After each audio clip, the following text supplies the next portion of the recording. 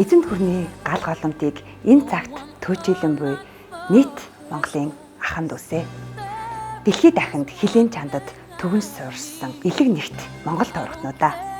Эрхэм шав нараа хүндэт дагагч дэмжигчд минь ээ. Монгол төмний минь итгэл найдвар хүсэл тэмүүллийг тээсэн 2022 он альсвэ.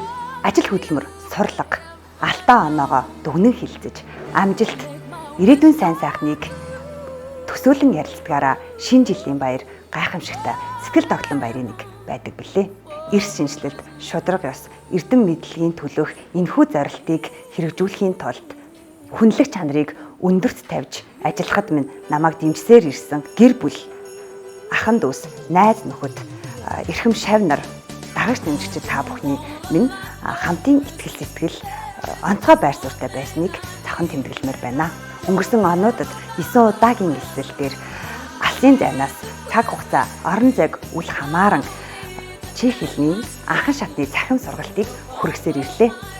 Одоогийн байдлаар чих хэлний анхан шатны цахим сургалтанд суусан нийт шав нарын дундаас шилдэг сурагчид тодорч 5 шилдэг сурагч А2 сургалтанд 100% үнэгүй суралцах хэрэг. 4 шилдэг сурагч А2 сургалтанд 80% хөнгөлөлтөө үнээр суралцах хэрэг. 10 шилдэг сурагч 70% хөнгөлөлтөө үнээр суралцах хэрэг. 6 шилдэг сурагч 60% хөнгөлөлтөө үнээр суралцах эрхтэй болсон байна. Мөн А1 сургалтанд 3 сарын турш төлбөрөө төлсөн сурсан нийт суралцагчид А2 сургалтанд 50% хөнгөлөлтөө үнээр эсэх болсныг дуулахад таатай байна. Шинэ үгийн ангиас 5 астаа сурагч шалгарч 3 астаа сурагч А2 сургалтанд 100% үнэгүй суралцах хэрэг.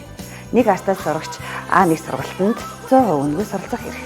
1 астаа суралцагч 50% хөнгөлөлтөө үнээр суралцах хэрэгтэй болсон байна. Нас нэмж, ухаан тэлсэн, цас бударч, өнгө нэмсэн, дарс оргилж, баяр нэмсэн шинэ жилийн халуун баярын мэндийг хүргье. Гэр дүүрэн гэгээтэй, сэтгэл дүүрэн жаргалтай яваарай.